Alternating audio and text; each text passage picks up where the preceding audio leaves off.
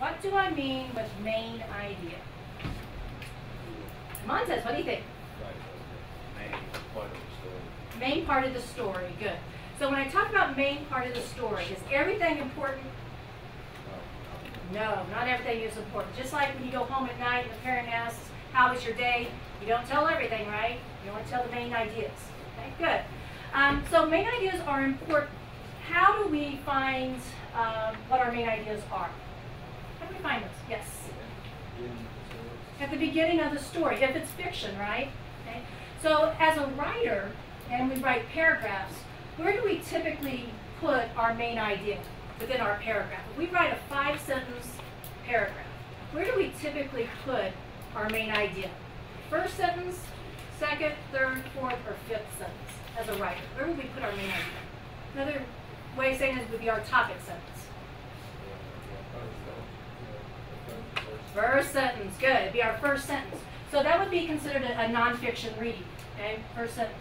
Our second, third, and fourth sentence in a paragraph, what would those be?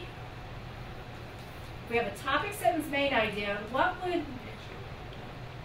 Well, details, good. And what would the detail or supporting sentences do for our main idea? Give more information. And that more information would do what? What would it do? What would it do? Support it. And a lot of times that support comes through examples. Okay? It might come through maybe another story, a scenario, or an anecdote. It might also give us another more information that we might need. Okay? So today we're going to be looking at a nonfiction reading. Okay? What do I mean by nonfiction? Don't tell me fake. Yes. Not real. Well, that's another word for not fake. What do I mean if it's nonfiction? Nonfiction readings are full of not imagination, real life. All right, real life. So they're full of facts, right? Full of details and facts. Okay. So let's go ahead and open up our MCI book this morning.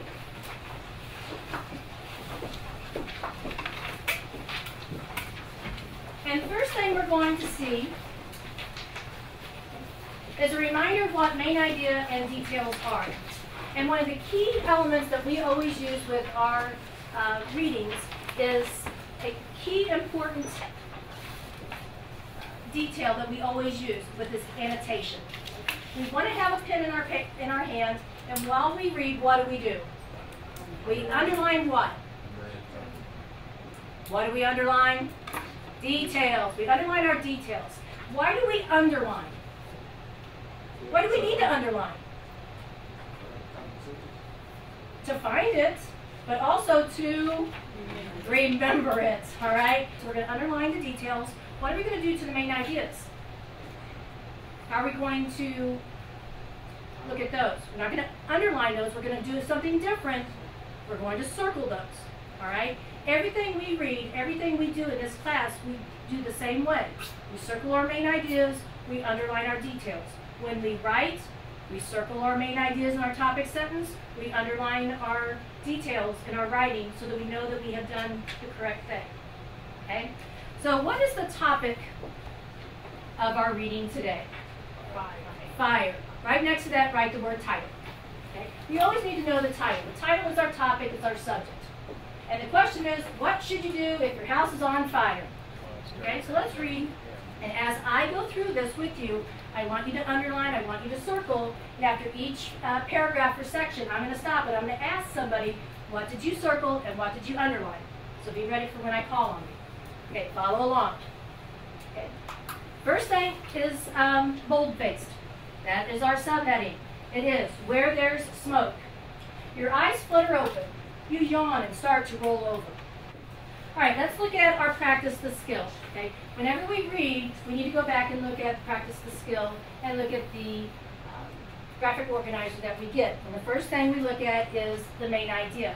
And remember, the main idea isn't always specifically explained in the reading. We have to put it into our own words. All right. So let's look here. It says, read the second paragraph on page number 7. And write the main idea and then 3 supporting ideas that go along with that main idea. Main ideas are found where in a nonfiction paragraph? First sentence. So let's look at our first sentence. What is the main idea of our paragraph? Deja. Smoke can be a problem.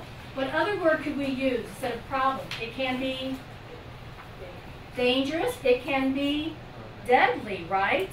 Okay. So any of those could be our main idea. Okay, so let's get that written into our main idea box. Now from that main idea, we need to find 3 specific details that supports the idea that smoke can be dangerous, deadly, or a problem. Either one of those 3 words. What would be one specific detail that supports that main idea? Okay, Deanna, what's what? Okay, smoke can be very dense, which makes it hard to see. That would be one. If we write it word for word from a text, using our textual evidence, what do we also need to have around it? Quotation marks, good. If we paraphrase it or put it into our own words, do we need quotation marks? No, we do not. What's the second one? Camantos? Are there more than 3 details in this paragraph that support the main idea? Yes. So if we had done this individually, you could have had the same main idea, but you could have supported it many different ways. Okay, that shows us that we have a well-developed paragraph and that we have a well-developed main idea. And so as a writer, we want to do that as well. Remember, where do you find the main idea of a paragraph in nonfiction? First sentence, right? So focus in. So far, very good. See a lot of keywords circled. Jarnia, what would be the main idea? What's it all about? Practice, practice, practice that escape route. Raise your hand if you knew. Practice, practice, practice. And now you're writing it, aren't you, Devin? You had it circled down. Good. All right. Any questions on main ideas? Any question on how you find a main idea? Do you all think you can find a main idea of another paragraph if I gave it to you? Okay. Very good.